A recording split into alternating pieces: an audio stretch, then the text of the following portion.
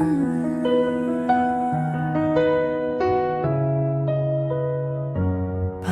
kanino ka bumabangon?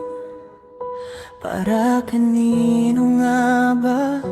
Anong dahilan at may lakas upang harapin ang mundo? Pagod man o wagas, bumabangon para sa pangarap na minimithi, upang kinabukasan ay maging maayos ang sarili, para sa pamilyang sandigan at inspirasyon, upang maibigay ang ginhawa at solusyon.